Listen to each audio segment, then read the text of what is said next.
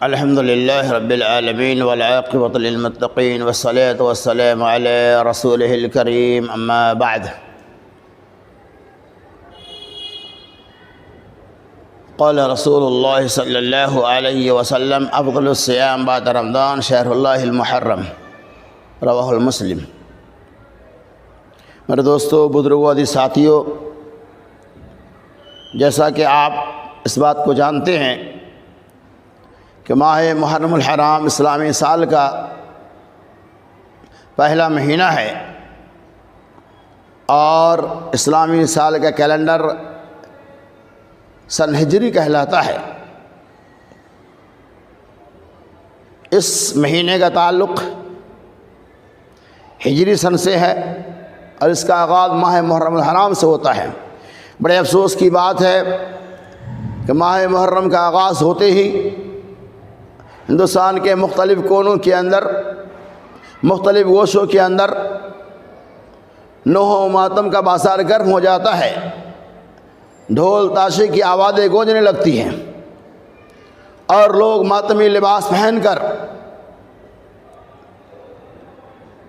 اپنی محبت کا اظہار کرنے لگتے ہیں اور لوگوں کے اندر تصورات، یہ توہمات اور یہ خیالات ہے۔ ماہ محرم کی فضیلت، ماہ محرم کی اہمیت شہادت حسین یا واقعہ کربلا کی وجہ سے ہے، حالانکہ ایسی کوئی بات نہیں ہے۔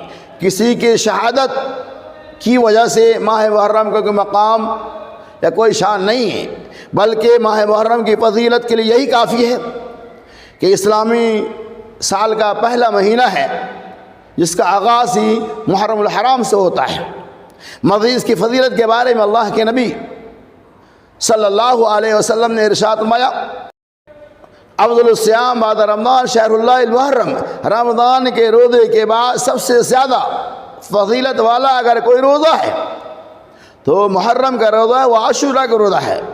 اس حدیث سے یہ پتہ چلا کہ عاشورہ محرم کی فضیلت ہے، اس کے روزے رکھنے کا ثبوت کتاب و سنت کے اندر موجود ہے۔ اس مناسبت سے یقیناً ماہ محرم الحرام کی فضیلت اور اس کی اہمیت ہے۔ اللہ کے نبی صلی اللہ علیہ وسلم جب مکہ المکرمہ کا چھوڑ کر مدینہ منورہ گئے، جیسا کہ حضرت عبداللہ ابن عباس رضی اللہ تعالیٰ عنہ کہتے ہیں، رسول اللہ صلی اللہ علیہ وسلم جب مدینہ منورہ پہنچے تو آپ نے دیکھا کہ وہاں کے یہودی لوگ عاشورہ کے دن روزہ رکھتے ہیں۔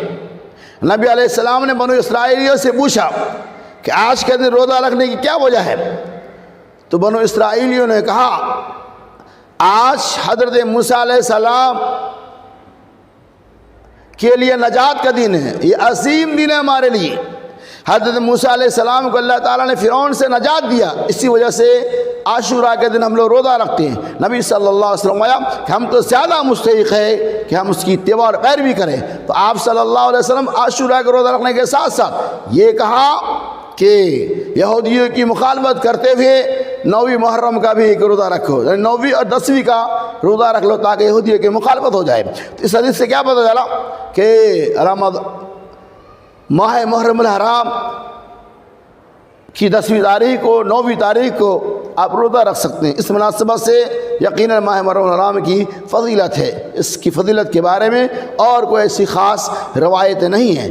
تو اللہ سے دعا ہے کہ اللہ تبارک و تعالیٰ اس ماہ محرم کی جو فضیلت کتاب و سنت کے اندر موجود ہے اس کے مطابق ہمیں اس کی اہمیت کو سمجھنے کے ساتھ ساتھ اس ماہ محرم کے روزے کے اہتمام کی توفیق عطا فرمائے۔